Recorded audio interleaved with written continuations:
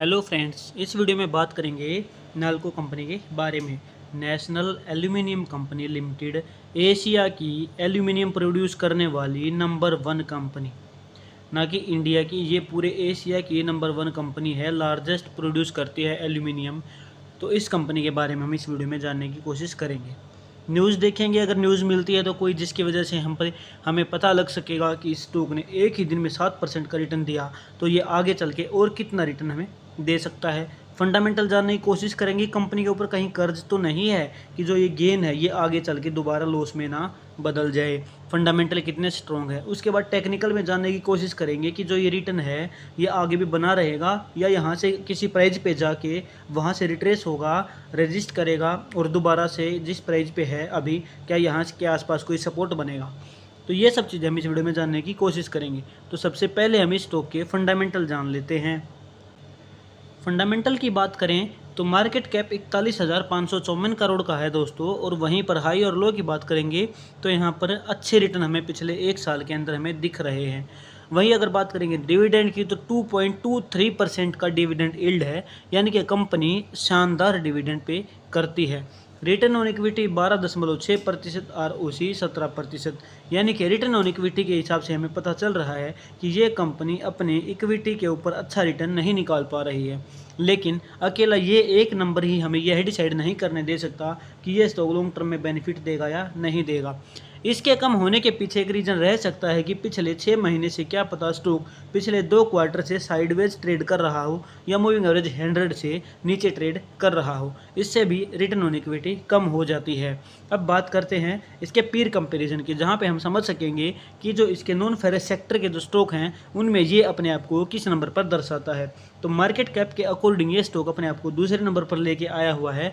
वहीं अगर आप देखोगे तो प्रॉफिट इसका क्वार्टरली बेसिस पे 72% बढ़ा है, यानी कि ईयर ऑन ईयर बेस पे अगर आप देखोगे इसका प्रॉफिट तो 72% का गेन इस स्टॉक में हमें देखने को मिला है। लेकिन वहीं पर अगर आप क्वार्टर की सेल देखोगे तो वो हमें कम होती दिख रही है। इसको अगर हम क्वार्टरली बेस पे रिजल्ट पे देखेंगे तो वहाँ पे हमें ये चीज़ें आसानी से समझ में आएंगी।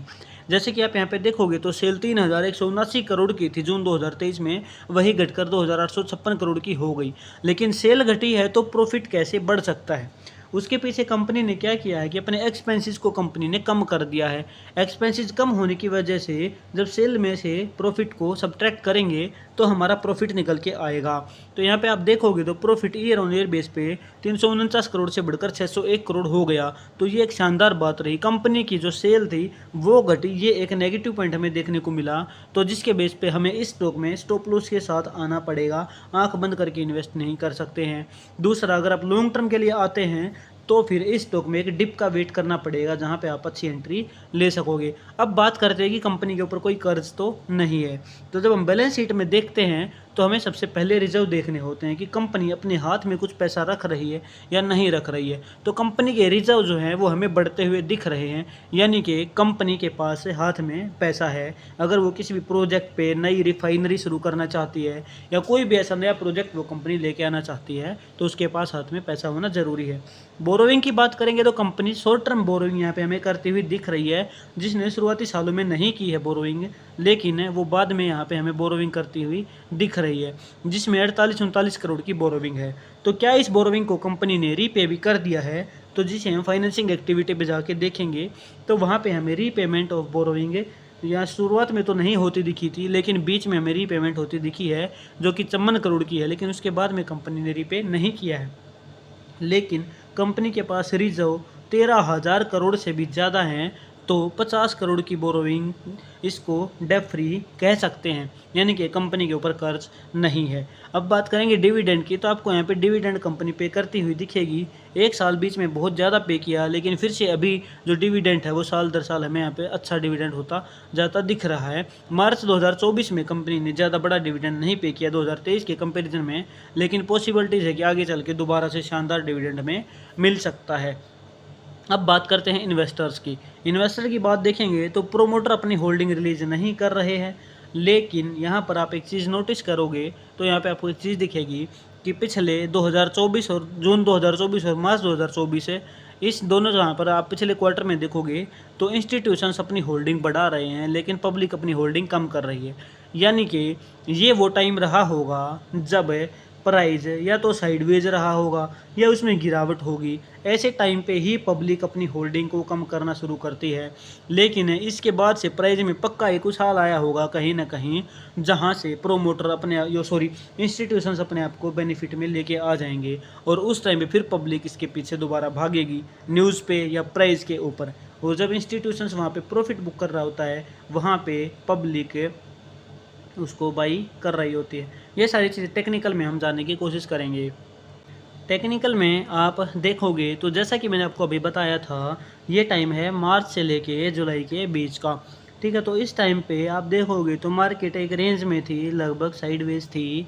वहाँ पे इंस्टीट्यूशंस ने अपनी एंट्री बनाई, प्राइस ने करेक्शन लिया, डबल बॉटम, उसके बाद से प्राइस ऊपर की तरफ चला गया और इसने ऑल टाइम हाई को ब्रेक कर दिया।